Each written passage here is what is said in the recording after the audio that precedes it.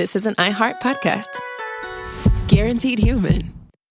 Work can be a little weird. Cringy training seminars, coworkers who won't stop talking about their plant, forgetting the mute button at an inopportune moment. We have to deal with a lot on any given workday. Sometimes it can feel hard to thrive and move forward in your career. Well, that's where LinkedIn comes in. LinkedIn helps you get ideas and insights from experts in your field, connect with people professionally, grow your network, and access tools designed to help you find the right fit for your next role. Whether you're just getting started, figuring out your next move, or looking to accelerate your career, LinkedIn is built to support you at every stage because LinkedIn is the network that works for you. Visit linkedin.com/knowstuff to learn more. If audiobooks are your thing and you've been meaning to listen to more of them, you should check out a podcast called Earsay, the Audible and iHeart Audio Club, hosted by Cal Penn. Each episode spotlights standout audiobooks on Audible across all kinds of genres: sci-fi, comedy, romance, thrillers, and more, with Cal talking to guests who help break down what makes each story worth listening to. It's a fun, easy way to discover your next great audiobook. Check out Earsay on the iHeartRadio app, Apple Podcasts, or wherever you get your podcasts. Make your business official with Google and Squarespace. When you create a custom domain and a beautiful business website with Squarespace, you'll receive a free year of business email and professional tools from Google.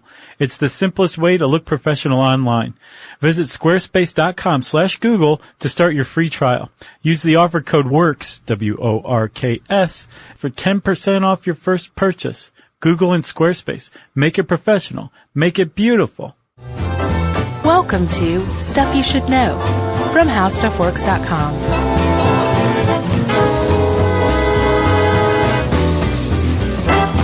Hey, and welcome to the podcast. I'm Josh Clark with Charles W. Chuck Bryant and Jerome, the Jers. So this is Stuff You Should Know. Jerry got a piece of mail the other day that said Jerome. Oh, yeah? Yeah. Did it have like real mail, though, right, Jerry? Yeah. I don't know how that happened. Oh, like mail, not like fan mail? Oh. Well, Jerry just said confirmed. Weird. We've been doing a lot of this Jerry translating lately. Yeah. That's really weird. That's bizarre. I mean, I sold your address to a mailing list, but I've never been reimbursed for it. So, how are you, sir? Great. We are fresh off our live shows in Boston, Mass. Right. And Washington, D.C. And big thanks to everyone that came out. Those were a lot of fun. Yeah, for sure. And thanks to the Brightest Young Things for having us to the Benson Ball with Tig Notaro and all that. Yeah, it was wonderful. We got to meet Tig. She was just as nice and nonplussed as I would have hoped. Exactly. She didn't make a fuss. No. Nor should she. Wait. I mean that in a good way. Wait, isn't nonplussed the opposite of what you think it means? I don't know. I think nonplussed means like you're agitated. Means you're plussed? Yeah. I'd learn things all the time on this show. Yeah, me too. My favorite part of my job. And most specifically, the most recent thing I've learned, Chuck, is that fire, the use of fire, the technological application of fire, that's as far as I'm going, actually predates humanity.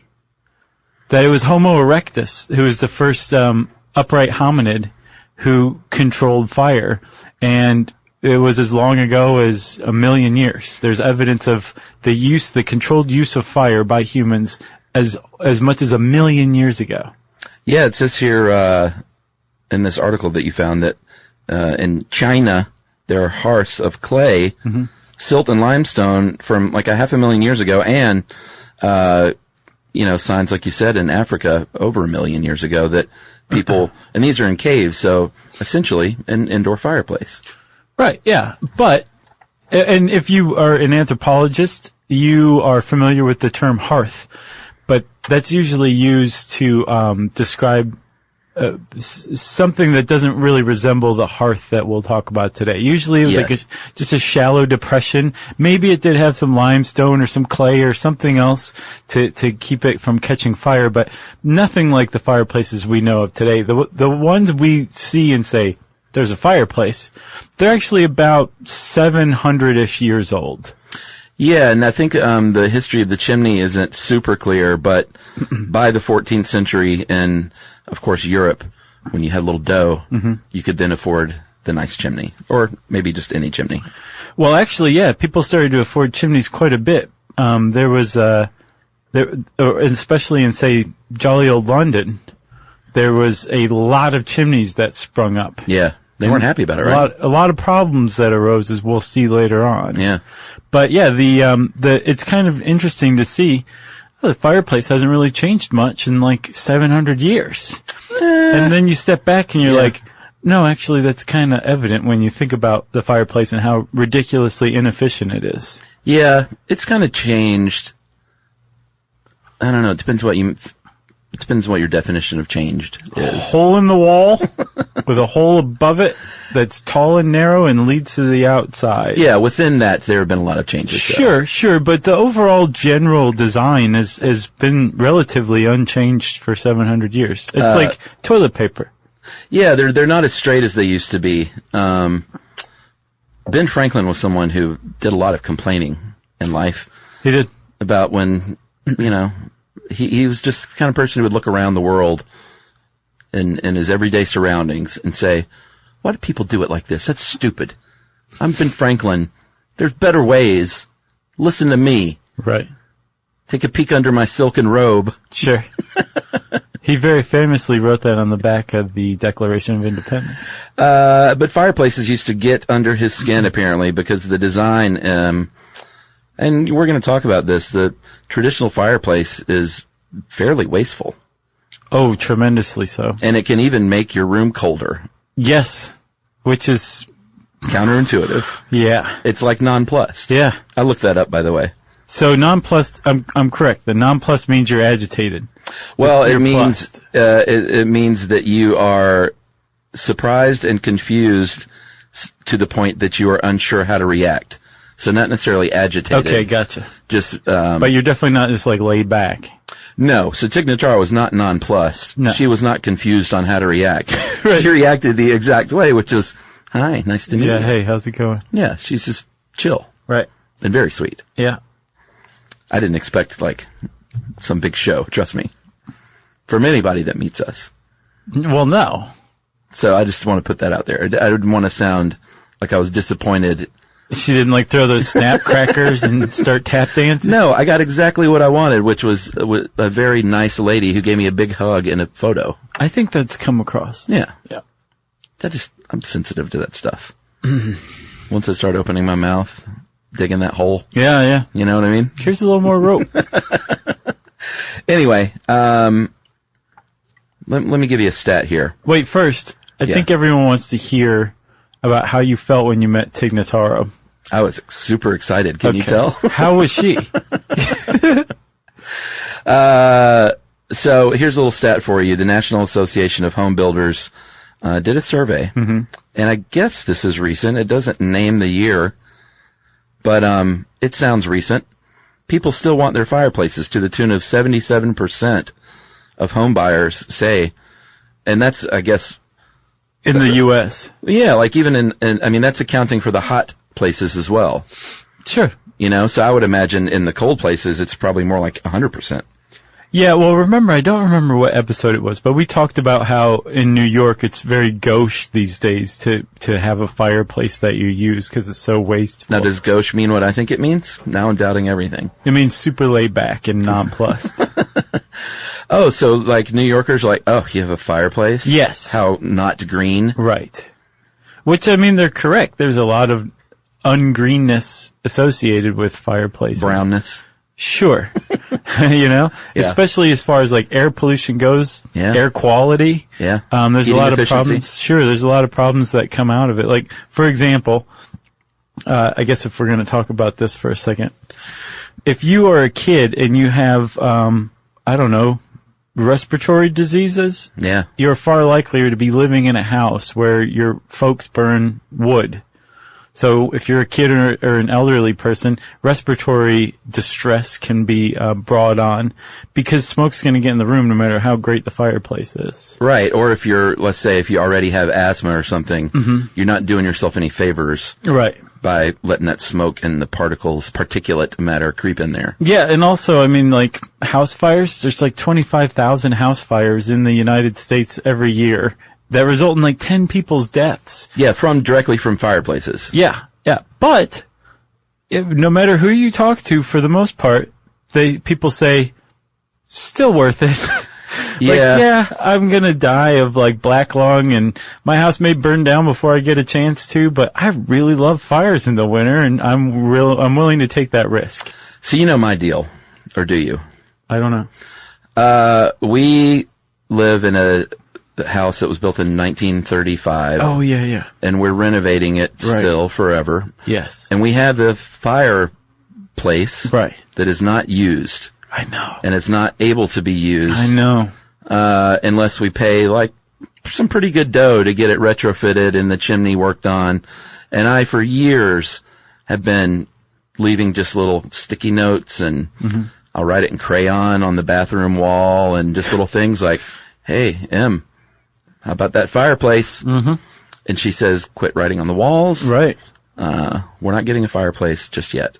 But maybe. We've been there for like 10 years. When do we start living our life, is my question. With a fireplace. Have you considered trading something she wants for the fireplace? It doesn't work like that in our life. Okay. No. Have you considered begging? That didn't work either. Oh, wow. Yeah. I don't know what to tell you. Well, I mean, you know what I do? I wait till she goes out of town, and then just do it yourself. Yeah. But do it in a terrible way so that a professional has to come in and go behind you. Yeah, and then you have no choice. You're like, I gotta get the fireplace guy in here now. There's a giant hole in the wall. Long story short, though, we still don't have a fireplace, and I'm still, despite all the negatives, and I try to lead a green life, but I want that wood burning thing. I don't blame We'll talk about the substitutes, and that's great if you're into that, because they are better in many, many ways. Sure. But I just love that wood crackle, the smell. Yeah. I want that particulate matter filling my lungs. You and 77% of U.S. homeowners. Yeah. So yeah, most people do say, I'm willing to look past the problems for a wood burning fireplace. But like you say, there's alternatives. That's right. But we're going to talk about all of it here. Should we talk about the parts? Yeah, let's talk about, this is when I say like there's very little change to the design over 700 years ago. It's true, man. Yeah, I didn't realize some of these parts existed, so I did learn quite a bit in this. I thought it was pretty much the firebox and the flue that ran up the chimney. Sure. And that's it. Right. But there's more to it than that. I think these are the improvements that came over time. So you do have that hearth that you mentioned, that's going to be built out of something fireproof. You don't want a wood hearth. No, that'd be bad. It's probably rock or brick, and that's paper mache. Yeah. That's where you sit and drink your bourbon while you warm your back. It's like an apron on the floor that extends out from the fireplace. Yeah, and it can be even with the floor, as is the case now, or the one I grew up with. I grew up with one of those Mac Daddy huge rock stone fireplaces. Those ones are like, man. And you could sit on the thing. They're the best. They are the best, but they're also like just kid killers, they look like, you know? Well, not if you don't climb in it. Oh, okay. Which I never did. Yeah, that is pretty nice. What else you got? So you know, like the hearth extends out, but if you look usually up the walls along either side of the hole in the wall, and then above it, that's called the surround. It's usually made of something either that's the same as the hearth, same material as the hearth, or some other fireproof thing like tile or brick or stone. Right. And that's just to basically prevent that fire from licking out of the firebox and setting the house on fire. Right. So straw, no good. No. As a material. Right. You have your firebox. That is just what you think it is. That's the square, typically, although they're shaped a little differently now. That's the square that holds your fire. Right. Simple. And it's where the smoke starts to collect. Yes. What you're sending the stuff up to behind the firebox is actually called the smoke chamber. And there's a transition area in between the firebox, which is where you actually have the fire, and the smoke chamber, which is above and slightly behind it. And it's called the throat. It's the opening that connects those two things. Yeah. And the smoke chamber, smoke box, I think I've been calling it, it actually connects the firebox to the flue. And it's got some pretty cool stuff going on. This is like where where some improvements were made to the design. Yeah, and the flue is surrounded by the chimney. Also, again, not straw. Right. It's going to be brick, almost always. In the back rear of the smoke chamber, there's a smoke shelf. Yeah, it's concave. Yeah, because if you look at a fireplace, you just think it just goes straight back and up, right? Well, some of the old designs did. Well, they were stupid. Yeah, that's how it's changed some. Right. So if you look at the back of the fireplace, if you could stick your head up into the firebox, You don't want to do that. when there's no fire, You don't want to do it, period. you'll see that there's actually a shelf Yeah. up there. And it's angled forward, too, in front of that. Like I said, it used to be just sort of a cube and it went straight up. Now it sort of zigzags. Yeah. Back and forth a little bit on its way to the flue. That's right. So the whole point of that shelf and the zigzag is so that when rain comes in, it doesn't get into the fire. Yeah. It's almost basically a protective overhang. Mm-hmm. And it also keeps particulates like soot and stuff from falling into the firebox, too. Correct. That smoke shelf underneath it, you're going to have the damper. And that is that covering that's it's movable, and that separates the firebox from the place above it, and that keeps... That's, when you don't have your fire, that's when you close. We used to say close the flue. Right. And we didn't use the word damper in my house. Yeah. I don't know why. But that's technically what it is. It's the damper, and you get there are different mechanisms, but ours had a little eyelet circle thing that you would stick, we used our fire poker, and we would just unhook it and then, close the damper, and that, when your fire's not burning, you want to keep that thing open when it's burning, obviously. Well, yeah. Or you're going to find out really quickly. Yeah. If it's closed. Yeah. It's like an epiglottis for the fireplace. Sure. Well, it's got a throat. Why not? Sure. What else do we have? Sometimes there's a chimney damper at the very top of the flue. Yeah, I hadn't heard of that this. You could close too. It's unnecessary. Oh, you think? Sure. All right.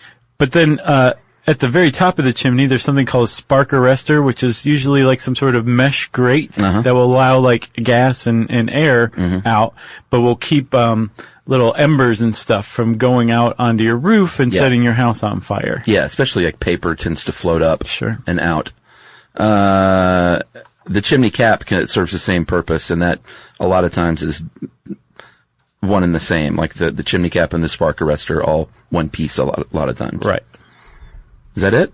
I haven't heard of this ash dump. That sounds pretty neat, though. Sure. It's basically, I guess, a hatch in the floor. Right. Where you can just sweep the ashes. I guess that sounds like in the olden days. Right. When your house was built on, to bricks, and it would just drop into a bucket below, as would your poop. Sure. There were different buckets under your house. Right. That collected things. You wanted to make sure you knew which bucket you were grabbing at any given time. That's right. You didn't want a surprise. And then finally you got your little door. It's either, glass or metal, or it might just be a screen. We never had, in mine growing up, we never had the glass door scene. Sure. Just the screen. We had one of those in my high school house, and we had a gas fireplace. Yeah. It was fine. Sure. But I was like, this is not wood. All right, well, let's take a break, and we'll talk about wood after this.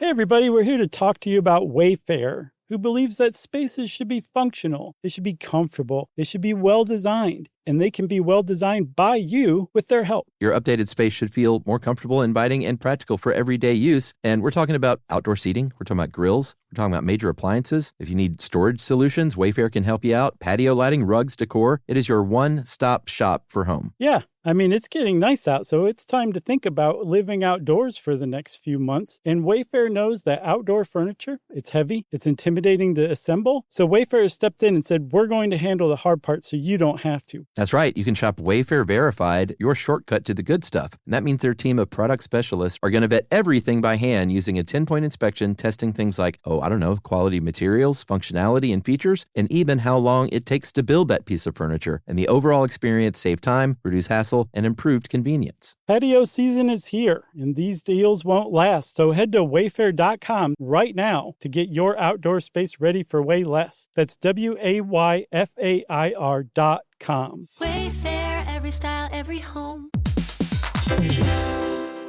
We've all had the experience of calling a business and just wanting to talk to a real person. Not an automated voice pretending to be human, an actual person who can listen and understand and offer help. That's exactly what you can do with Ruby. Ruby is the virtual receptionist company that takes care of your callers when you're unavailable in the middle of something or simply don't want to pick up. That's right. They can answer, screen, transfer calls. They can take messages, collect payments, book appointments, and more, all while making the people you serve feel special. And best of all, it can help you be more productive. For example, 9 out of 10 lawyers who use Ruby log more billable hours per day than the national average. And other professionals like plumbers and technicians win more customers while being able to stay focused on the job. But whatever kind of small business you run, Ruby is built to save you time, earn you more customers or clients, and make meaningful connections with the people you serve.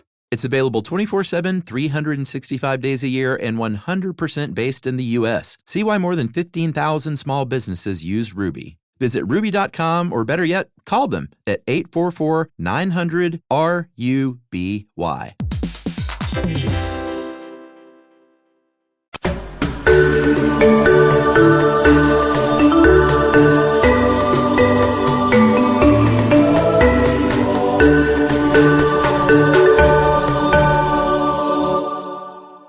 So we're back, Chuck, and we're going to talk.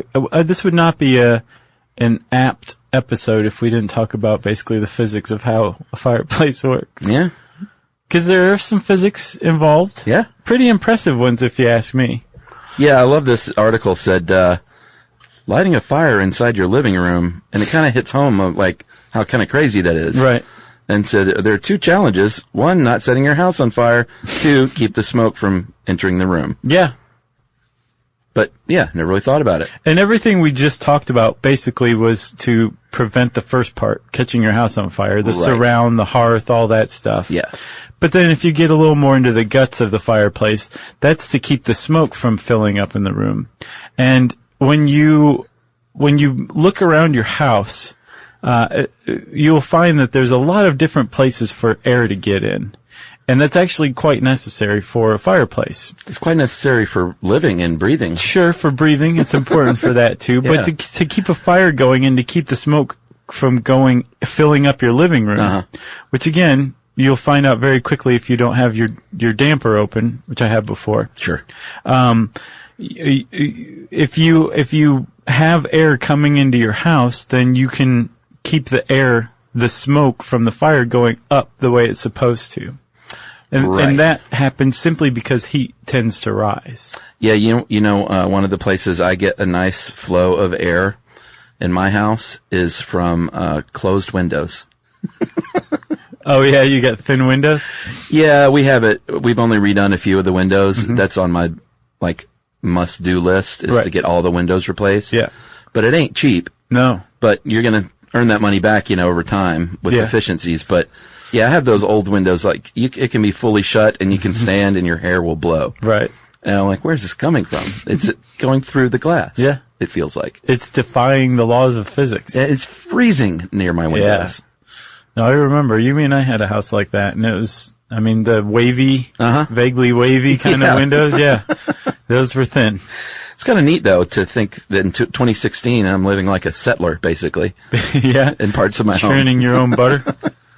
So, you want to talk about the different kinds of heat? Yeah. So you've got conduction, convection, and radiation, and fireplaces use convection and radiation, but not conduction. Hopefully not conduction. No, conduction means your house is catching fire. That means you're literally touching something hot, correct? Right. Yeah. But convection, of course, is when that hot air is circulating to cooler areas of your home, in this case. And the radiation is just literally feeling that flame warmth. Yeah, it's, in the case of the fireplace, it's infrared and visible light electromagnetic radiation, basically. There is actually some radio waves and some microwaves produced by a fire, which is kind of cool. Yeah. But for the most part, you're feeling infrared radiation and you're seeing visible light radiation, right? Yes. So when you're warming yourself by a fire, you're being radiated. Thermal radiation is being emitted from the fireplace. But there's also convection. Yeah, big time. And big time's right. Convection actually makes up most of the way that heat is moved through a fire. Yeah. And because you want to keep the smoke out of your house, you're also actually keeping those convection currents from going into your house as well. Yeah. Meaning, as Ben Franklin pointed out, because remember, he was a huge complainer, that most of the heat from a fire is just purposefully being funneled out of the house up through the flue in the chimney. I think it drove him nuts a little bit, looking through some of these quotes. Yeah, because he really spent a lot of time trying to figure out how to make a fireplace better. You got to understand, though, too, like, at when he was alive, these weren't just for, like, charm. No. They were to, like, stay alive. Yeah. And the idea that you were wasting all this fuel, I think probably part of it also was the inefficiency. Probably drove him nuts. Well, yeah, I mean, he's dead right. Like, you've got so much heat just going right up the chimney. And not only that, when you get that draft, because the fire needs the oxygen. Right. So that's another reason it's pulling this air in. But it's also pulling in, you've got your thermostat on and your heat going. Sure. It's pulling some of that warmer air in and up and out as well. Right. And even air that it's warming through convection, like that's being irradiated out of the fireplace. Yeah. It's being sucked in. And as a result, again, when that air is sucked into the fire and is pushed up the flue through the chimney, it's got to be replaced. It's creating what's called a negative pressurization, right? Yes. That means that air wants to come in and replace the air that's being sucked out and up the chimney. Yeah. So cold air from outside is being drawn in, which is how, like you said before. My windows. Right. Sure. But the fire can actually make your house even colder because it's pushing the warm air out through the fireplace and sucking in cold air from the outside. Yeah, and it's not, it says here's a stat that said that, a traditional fireplace can draw 4 to 10 times as much air from the room that it needs to actually burn that fire. Yeah, something like 500 cubic liters of air a minute. Yeah, so compare that to like the smart fireplace, aka the wood burning stove. AKA the TV with the fire burning on it, right? I love a wood burning stove, man. Those are great. I've never really been into those. Yeah, I mean, I got no problems with them. It's not good for every home. Aren't they incredibly dangerous? Like, they get super hot, right? They're really hot. So, like, if you fell onto one or something, you'd be in big trouble, right? Yeah, you don't put the skateboard next to it. Okay. Or the banana peel. Okay. Step one. But, and you know, you're not going to have like a super modern house with a wood burning stove. Like, it's a little more charming in your cabin or something. Actually, I was looking through, I think, a Popular Mechanics or something. It had different types of stoves. Oh, yeah? Stoves. And there are some that are kind of mod. Oh, well, that's cool. Yeah. So they're trying to bring it into the future? Yes. Well, they're remarkably efficient. Well, how much did you say? 500? 500 cubic liters, I believe, of air a minute is sucked into a fireplace, an average fireplace. And only 20 for a wood burning stove. Yeah, that's pretty efficient. So they're super hot. You can cook on them too. You can boil your water and do all sorts of things. Sure. You know? Just don't touch it. No. I think the Randazzo's had one in their, place in Connecticut. Oh, yeah? Yeah, and I think it supposedly works super well. Sure. Like it'll heat a room and then some. Yeah. You know? Well, and the reason why is because it's like a contained fireplace, but it's not just, wide open. It's out in the open. Yeah, but I mean, you shut the door to it.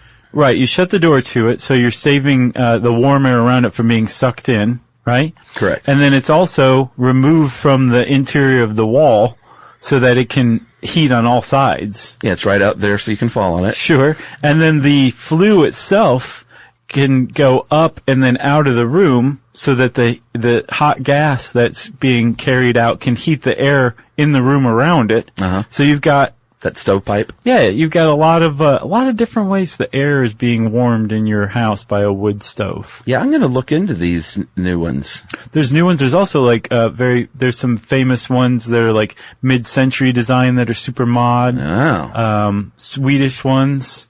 And then there's ones that look kind of like the traditional ones, but they're newly built and like improved designs. Remember the old 70s fireplaces that were like orange metal that would sit out in the room? That's the Swedish one I'm talking about.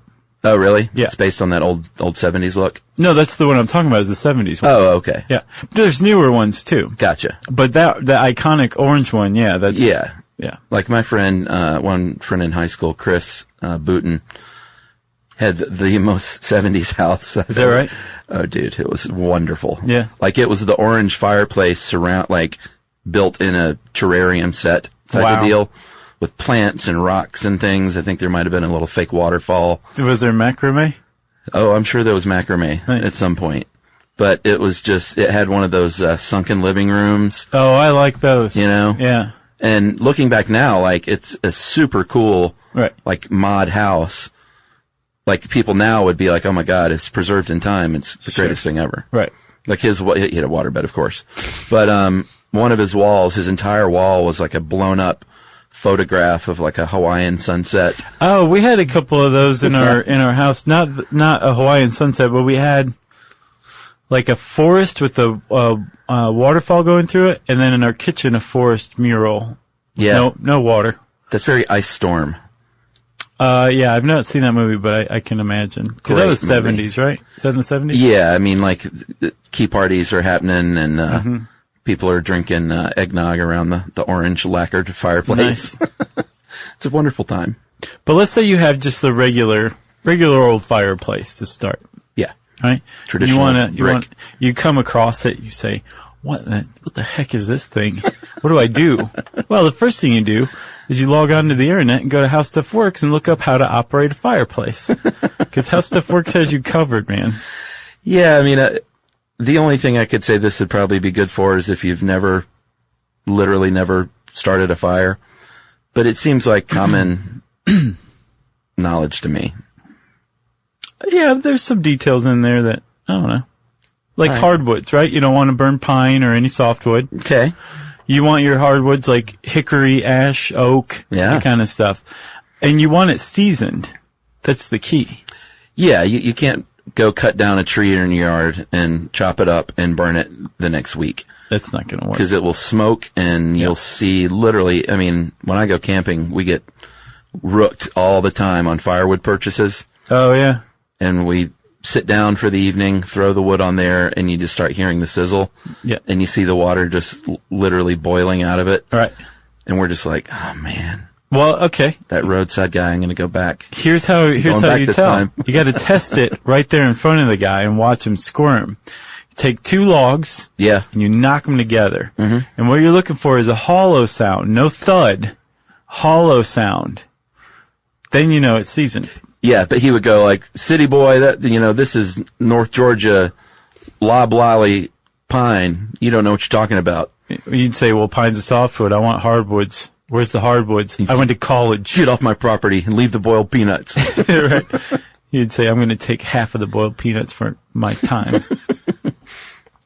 Yeah, I feel like we always get wet wood, but at least 6 months you want that wood drying out. They say a full year. What you're looking for is 20% moisture level by the time you're burning it. Right. You could also put in a moisture level temperature or moisture indicator in the end. Yeah. There you go. That you buy in the big city? But you're right. You look at the ends of the wood too, and you'll see that it's cracked and split. It's usually dark, like gray. It just looks aged, but the dead giveaway is the hollow thud sound. Yeah, I didn't know that, so I'm gonna try that. The hollow thud, or the hollow sound, not the thud. Right. Yeah. That's what you're looking for. So you take your fire, or you take your wood, you put it on your fire grate, so this is a component of the fireplace. It's not an actual, like, part of it. Right. The fire grate is like this iron stand. Mm-hmm. It's a grate. There's really no other way to describe it. Although some fire aficionados suggest that you should use what are called andirons. Yeah, I like grates.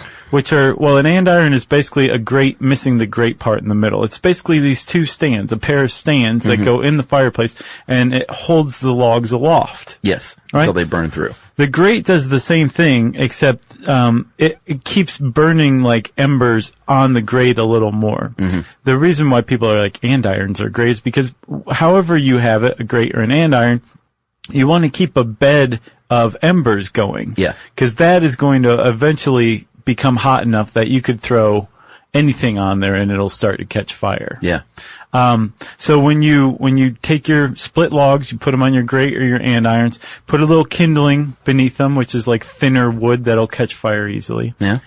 Light it on fire. Oh, I forgot. First, you want to pour about a half a liter of kerosene on this No. to make sure that it starts. You do not. Did I misspeak? That is just a joke, kids. You don't ever want to use any sort of lighter fluid, First or of all, gas, or anything like that to start an indoor fire. Kids, you should not be starting a fire in the first place. True. So stop right now. Yes, This is for grown-ups. that's right. But you do want to use something like, I don't know, newspaper or just a piece of paper to light the kindling. But no, you don't want to use any sort of accelerant. Well, people don't get newspapers anymore, so you can just light your Kindle or your iPad. Right? Throw that in there Sure. instead. It'll start. But that kindling's going to catch, and if your wood is seasoned, it'll catch too, and then all of a sudden you got a fire. Yeah, you may want to adjust that damper a little bit just to keep your airflow how you want it. Right. And again, when you have a fire going, one of the two main things you're trying to do, in addition to not burn down your house, is to keep the smoke from coming back in the room. And sometimes that's easier said than done, because every house has something called a neutral pressure plane. Okay? So above the neutral pressure plane, the air is pressurized. So it wants to push air out. And below it, air is the pressure inside the house is lower, so air wants to be sucked in. So as long as your fireplace, your chimney, is above that neutral pressure plane, you're going to be okay. The air's going to want to go in. If it so happens that the air around your fireplace is a higher pressure, then the air is actually going to be pushed down the chimney into the firebox and out into the room, which is no good. But you can solve it pretty easily by just opening a window and allowing air to come in or go out, depending. Or have 90-year-old windows. Right, where you don't have to worry about it at all. Don't have to do anything. Because the air just flows through freely. So if you want to, we're talking about how inefficient they are. If you want to improve that efficiency, there are a couple of cool things you can do. One is called a tubular grate, and that is exactly what you think. It is, instead of just a grate made of solid iron at the bottom, it is a bit of a cage. It looks like sort of like the motorcycle exhaust pipes and things. Yeah. So, it's just, they're tubular, so it's going to draw in the cool air in the bottom of the tubes, and then it's going to rise and then loop back around and shoot out the top of the tubes into your room. Yeah. Which should work in theory. But remember, if your fireplace is working properly, it's sucking air from the room in to the fire to fuel it and then shooting it out the chimney. So this air that's being warmed could be sucked right back into the fire. That's right. But if you have it so that the tubular grate is enclosed by some doors, but the ends of the grate can go out into the room, bam, you're set. Oh, is that a thing? Yeah. Oh, I haven't seen that. There's another thing called this is when Emily's parents have moved to Georgia now, but when they lived in Ohio, they had one of these recirculators that was a fan, basically. You would turn on a switch, and it would literally blow heat from kind of underneath the grate back out into the room. And it worked really well, but it always seemed to blow little stink out with it. Stink? Fire stink. Oh, okay. Yeah. I mean, you couldn't see smoke pouring out of it or anything, but it was didn't, still affecting your respiratory. well, I mean, it didn't affect me so much, but I could tell what it was happening. Like every recirculator I've ever seen or been around has kind of had the same deal to me. Yeah. Whether it's gas, only or whatever, it always just seems to have this, but I'm very sensitive to odors anyway, so maybe that has something to do with it. I don't know. Maybe. I'm a super smeller. Are you? A super smeller? What do you smell right now? I smell Noel like three rooms over. Wow. You are a super smeller. Because we are hermetically sealed in here. Not true. And then those glass doors you talked about is another way to increase efficiency, but you're also going to literally just cut down on the heat that gets into the room as much as 50%.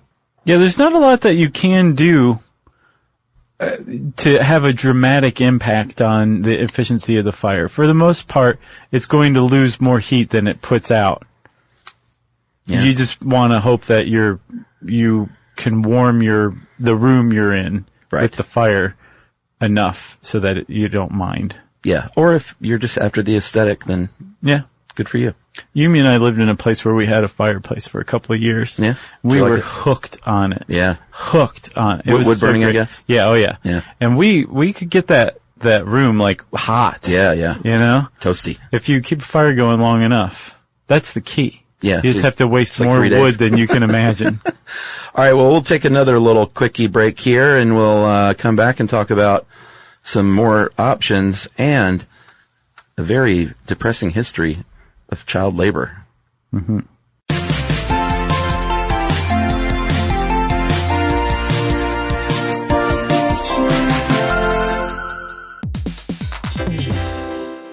We've all had the experience of calling a business and just wanting to talk to a real person. Not an automated voice pretending to be human, an actual person who can listen and understand and offer help. That's exactly what you can do with Ruby. Ruby is the virtual receptionist company that takes care of your callers when you're unavailable in the middle of something or simply don't want to pick up. That's right. They can answer, screen, transfer calls. They can take messages, collect payments, book appointments, and more, all while making the people you serve feel special. And best of all, it can help you be more productive. For example, 9 out of 10 lawyers who use Ruby log more billable hours per day than the national average. And other professionals like plumbers and technicians win more customers while being able to stay focused on the job. But whatever kind of small business you run, Ruby is built to save you time, earn you more customers or clients, and make meaningful connections with the people you serve. It's available 24/7, 365 days a year, and 100% based in the U.S. See why more than 15,000 small businesses use Ruby. Visit ruby.com, or better yet, call them at 844-900-RUBY.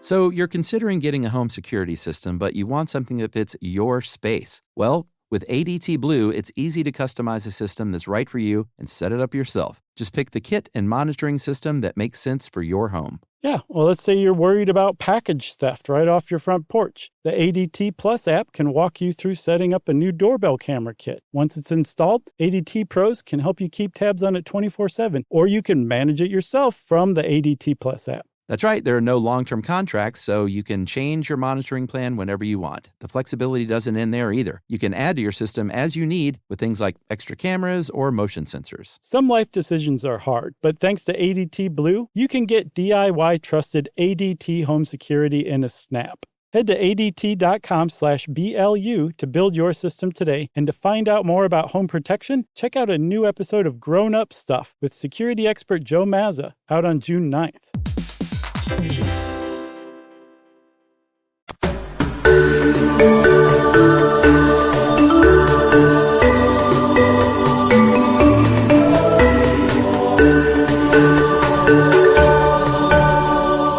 All right, Josh, we've been talking about wood a lot because that's clearly the superior fireplace. Seriously.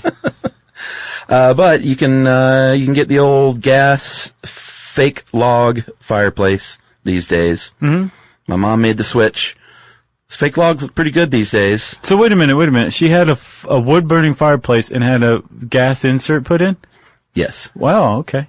So, cause she had like I had growing up too, the gas starter. Uh-huh. So you would light the gas, right, throw the wood on, get it going, turn the gas off. Gotcha. So she just retrofitted it. Actually I did it, my brother, into full gas with the fake logs. Nice. That, they look good these days, you know, you can arrange them in yourself in a way that looks aesthetically pleasing. Right. They don't come in that mound that's shaped to look like 3 logs laying on top of each other. No, it's come a long way. I'll say that. Don't they have beds of embers now too? Yeah, and all that? That kind of catch the little flickery glow? Yep. What is it? They've come a long way with trying to simulate that look. Pika. I don't know what that is. It's like the Japanese word for that, like the little tinkling glow. No, I don't know. I'm saying it wrong, but it's a throwback. I said it wrong on some other episode years back. Oh, you're talking about putty putty? No. Puda. Puda? Yeah, but that's something different. Yeah. I'll have to go back and find it. Maybe we'll just edit this whole part out. So the gas logs, covering the gas vent, you're going to burn that fire behind glass. It's going to give off radiant and convected heat. You're probably going to have a air, not recycler, what do I call it?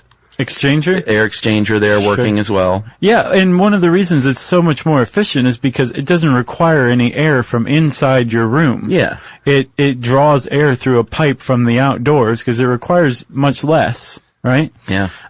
So it's not going to take any of that warmed air that it's warming for itself to burn. It's just going to say, you keep it.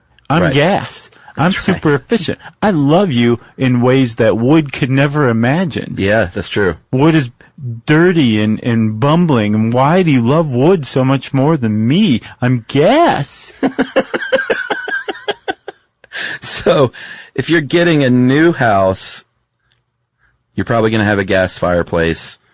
If you're getting a fireplace added to a home, it's probably going to be a gas fireplace. Sure. That's the direction they're steering you these days. Yeah, oh yeah. I would guess. Because gas. Yeah, I would guess you're going to pay significantly more for a wood-burning fireplace to be built into your new house than a gas one. You think? Yeah, probably just because I'll bet there's relatively few, especially down below the Mason-Dixon line, relatively few builders who know how to put in a wood-burning fireplace. Yeah, you got to find a builder from 1973. Basically. Yeah. And he's going to want to give you one of those orange modern jobs that you're like, yeah, this is cool, but no, I want like the real thing. Yeah. He's like, this is real? So they're very efficient, these gas fireplaces. Sure. The gas burns cleanly. They even have them that are vent-free. But people also say, you know what, if your house is not like Chuck's and it is actually pretty tight, as you would call it, and sealed up, yeah, then they can actually deplete oxygen or moisture can build up. So the jury's still out somewhat on these gas fireplaces. I say the jury is in. Oh, yeah? And I'm the jury, and I say a vent-free fireplace is a stupid idea. It's pumping carbon dioxide into your house. Yeah. That's never good. You would think. Yeah. You can get an ethanol fireplace.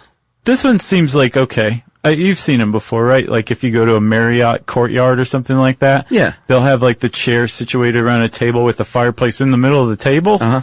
It's nuts. Yeah. It's just burning ethanol. The flame is actually cold. It's basically like, yeah, right. It's basically like a sterno fireplace. Yeah. You know? You want to light your fondue pod or something like that from beneath? Yeah. It's the same thing, I think. Yeah. Virtually.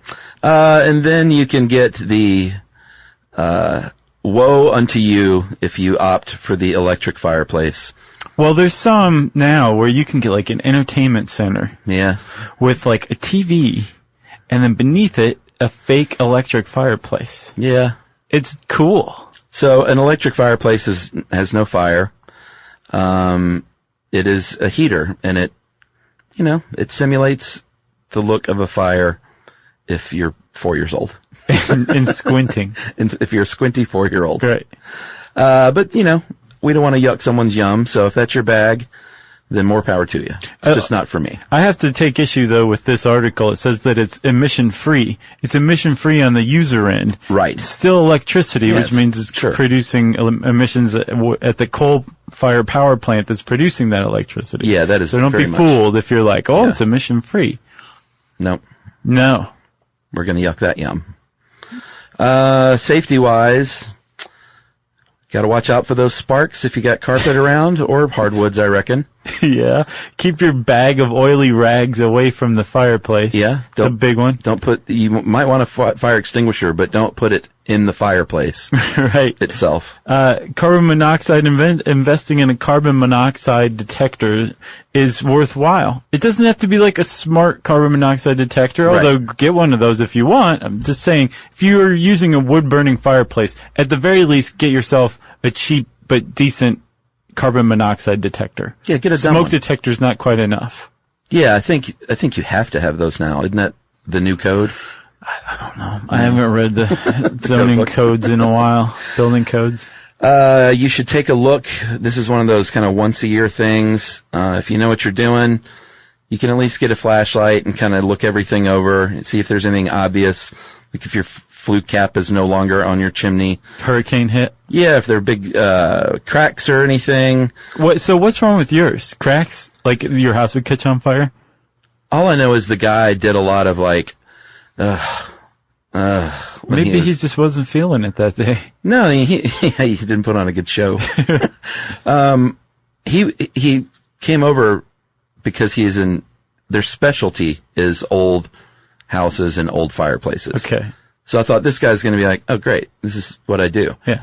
He acted like he didn't want to do the job. Right, but that's not like, that's a lot of work, man. You're going to have to fix your chimney on the inside and it's cracked here and you got this and you got that. I was like, yeah, that's what you advertise is you fix old situations. Right. You should bring somebody else out. Yeah, I didn't like that guy. Yeah. I'm going to bring out someone with some little moxie. But you do, even if you think that your fireplace is doing great, it pays to pay somebody to come out and look at it inside. Like, is it too much to ask for a little energy from your fireplace guy? A little wow factor? Maybe. Yes, you're correct. You do need a pro every now and then to come out. They're called chimney sweeps.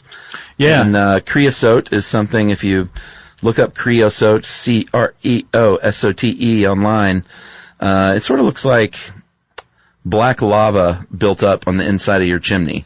Right, and it itself could catch fire. Yeah. And you have a chimney fire, in which case, and it sounds a little counterintuitive, like, well, there's fire going through it all the time. Fire going through it is much different from fire, like your chimney being on fire itself. Yeah, that's no good. And if your chimney's on fire, your house can catch fire fairly easy, especially if you have cracks in there, because it goes whoosh, and all of a sudden some pressure-treated 2x4 is like, oh. You don't want to burn that pressure-treated 2x4, by the way, it's wood. Yeah. I don't think we mentioned that. No. One thing you can burn, though, which I wouldn't use, but it's called a chimney sweep log, or a creosote log, and it's just a special log. It's sort of like a Duraflame.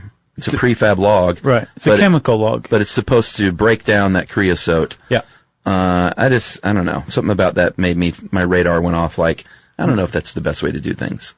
Yeah. Don't have any proof, but I hear chemical log that knocks that creosote loose, and it just didn't sound like the smart approach. Well, even the Chimney Safety Institute of America says, no. Like, yeah, those things kind of work, but you want, like, actual scrubbing of the interior of your chimney. Yes. Which is what chimney sweeps did. Yeah. And man, if you want moxie in your chimney sweep, you go to somebody's parents and say, I want to buy your 4-year-old boy and make him my chimney sweep slave. Yeah, I mean, earlier we teased and promised a child labor horror show, and that's pretty much what things were like in jolly old England after 1666, 2nd September. To the 5th. I'm sorry, 5th September, technically. Yeah. The Great Fire of London changed a lot of things, and one of them was chimneys were a little bit narrower, and they had a lot more rules as far as how clean you had to keep them. And so, like you said, what you would do is you can't put an adult up there. No, not really. But you can put a 5-year-old boy. Or 4, I think, is the youngest I saw them doing. Yeah, so you would literally buy a child from a poor person. Right. Stick this boy up in there. They were your quote-unquote apprentice, which basically was child slave. Unpaid child labor. $0. Right. And actually, chimney sweeping at the time, so after the Great Fire of London in 1666, I believe it was mandated by the Queen or Parliament or somebody that everybody needed their chimneys, like, kept up with. Yeah. So chimney sweeps became a thing, but they actually swept chimneys free. It was a free service. The way that chimney sweeps made their money was from the soot that they gathered. They would sell it as fertilizer. Oh, I thought you were going to say sponsorships. Like they would show up wearing like their Chevy Tahoe jacket or something. Is like, nothing gets your chimney clean like Son of a Gun by STP. So they would stick these kids in there. Sometimes they would literally light a fire under their butt to make them work faster. Yeah. The kids would shimmy and distort their body to shimmy in this little 18-inch wide chimney and chip loose this creosote and soot that would then, because they're working above their head, it would fall all over them. They would take a bath once a week, maybe once every month, maybe once every 2 or 3 months, depending on who you're asking. Yeah. So these children are literally not, I mean, if they survive this experience at all, they're not going to live past middle age. Right. So what you just described was a good day. Yeah. There were all sorts of other horrible maladies that could come about. Yeah. Deformation of their skeletons, because these kids are like 4, 5, 6, 8, 10, 12 years old. They're trying to grow. They're still developing, but Yeah. they're spending like hours upon hours every day in these cramped chimneys. So their bones, especially the bones in their ankles and knees, tended to grow in a deformed way. Unbelievable. There's something, the first industrial-linked cancer ever identified is called chimney sweeps cancer. Yep. Other people call it scrotal carcinoma. Yeah. Where the scrotum was irritated by soot, and it would produce warts, and these warts, if they went untreated, would turn into a carcinoma, which eventually, if it wasn't cut out, would the tumor would grow into the testes and then into the abdomen, and it was a very, very painful way to die. Kids like 12 years of age were dying of Cancer. Scrotal cancer from this. Yeah, you get up pre-dawn, you work till the nighttime hours, 364 days a year. The one day that these kids would get off was May Day, International Labor Day. Right. They would sleep then, we said they collected that ash and soot and sold it. Mm-hmm. They would store all this stuff in sacks, and the kids would then sleep in those rooms, right, still ingesting all this stuff in the air.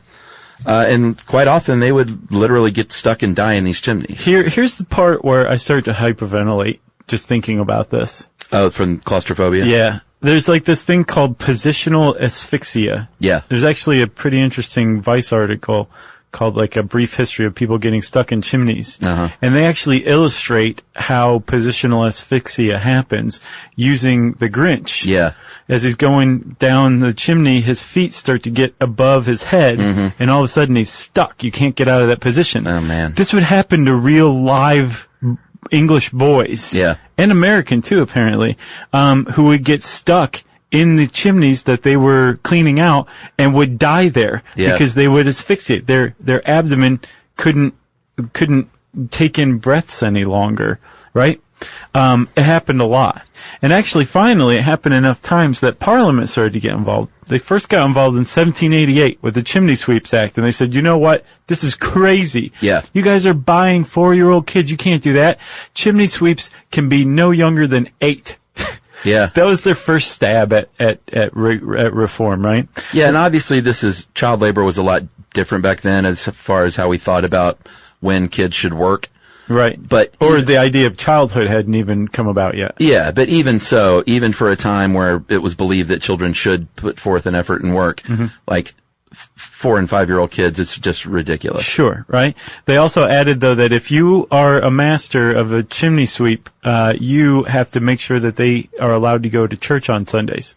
That was the other part of the 1788 Act, right? Yeah. Then in the 1840 Act, they upped the age to 21, which was significant, but apparently it wasn't really enforced until 1875. Right. When this one kid died, and he was basically the straw that broke the camel's back for the public. Yeah, his name was George Brewster, and he worked for A gentleman by the name of William Wire, and I say gentleman, what I mean is a scumbag, and he was cleaning a hospital chimney, full-born hospital, and he got stuck, and great efforts were made to rescue him. They actually pulled down a wall to try and get to him. He died, and Wire was actually found guilty of manslaughter, and his death was really a big awareness jolt for everybody, and it became part of the campaign, and that was pretty much the end of using kids. He was apparently the last child to die in a chimney in England. In England. I guess in the U.S. they kept using them for a while. So shameful. It really is. Now, if you see a chimney sweep tell a 4-year-old to go up in the chimney, you call the police, because that is illegal these days, no matter where you live. Yeah. Okay? Let's all agree to that. Agreed. You got anything else? No. Fireplaces. Just in time for the fall. Well, yeah, it's in November here in Atlanta and in the mid-80s, so right, ready to get that fireplace going. That's right. If you want to know more about fireplaces, including how to light a fire, you can go find that out by typing fireplace in the search bar at How Stuff Works. And since I said search bar, it's time for listener mail. I'm going to call this Grammar Police. Hey guys, regular listener for quite some time. I finally become angered or inspired enough to write in about something. I used the sandwich technique proposed by Chuck recently, by the way, and I was listening to an older episode, Does a Body Replace Itself? And you guys were talking about emails from the Grammar Police. Grammar only has strict rules to those who decided that it needed strict rules. As a society, we have a rather dramatic ebb and flow of grammar rules. There's no one entity to decide upon the rules, and therefore there's no real right or wrong. You can almost consider it like a fashion in a way. We can all generally agree that double negatives are wrong, much like we can all agree that socks and sandals are wrong. And yet, some will still use them or wear them without a problem. As long as we can understand each other and the, quote, incorrect, end quote, grammar does not take away from the meaning of your words, then it should not matter. There are different times in which proper grammar is necessary and scrutinized, and then there are times when it frankly does not matter. There is a huge debate in the grammar world, the few but mighty, she points out, about whether we should be prescriptivists or descriptivists when it comes to the rules of grammar. It's a constantly evolving topic, and arguably grammar is a constantly evolving entity. Just thought I'd share my thoughts in hopes that you wouldn't get down on yourselves from the Grammar Police. And yes, feel free to pick apart my email for grammar errors. Nice. Happy face. That is from Colleen Zaker, an English teacher and grammar enthusiast. Thanks a lot, Colleen. We appreciate that big time. We always love to hear support from people who are like, don't listen to the haters. Yeah. Yeah. If you want to get in touch with us like Colleen did, is it Colleen? Sure. Who cares? Actually, I don't know. Goes either way, whatever. Yeah, she said you can call me whatever. Sure. If you want to get in touch with us like Cauliflower did, you can tweet to us at SYSK Podcast. You can join us on Facebook.com/StuffYouShouldKnow. You can send us an email to StuffPodcast@HowStuffWorks.com. And as always, join us at our home on the web, StuffYouShouldKnow.com.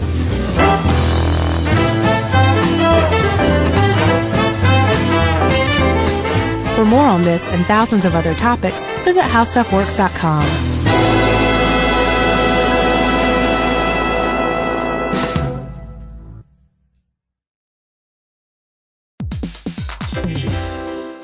Hey everybody, here's a fact for you. In the United States, there is a break-in every 26 seconds, and that means that somewhere right now, an intruder is getting closer. And the problem with most security systems is that they only alert you after the break-in has started, and that's too late. Well, that's what makes SimpliSafe different. They use alerts. SimpliSafe's U.S.-based live agents, they identify threats on your property and help deter them before they actually break in. So the intruder never gets into your house. The crime is stopped before it even starts. That's right. And another great thing about SimpliSafe is they have no long-term contracts. They give you peace of mind and great value with their monitoring deterrence plans because they just start at about $1 a day. Yeah, Simply Safe sent us a setup years back, and I still use mine every day. Yeah, and apparently setup, you can do it by yourself in under 30 minutes, so it's a really good value and it doesn't take long. So if you want to experience the Simply Safe peace of mind, you can take advantage of the Simply Safe discount offered to Stuff You Should Know listeners. Right now, you can get 50% off your new system by visiting simplysafe.com/stuff. That's half off at simplysafe.com/stuff. There's no safe like Simply Safe.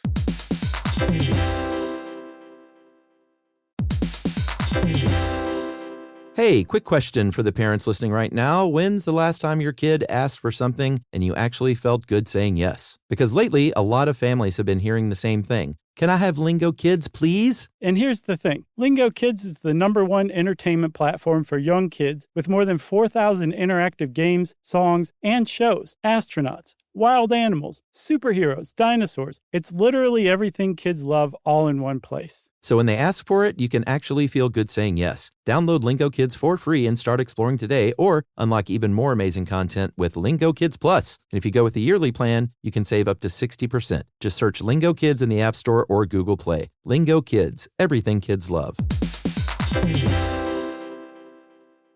This is an iHeart podcast. Guaranteed Human.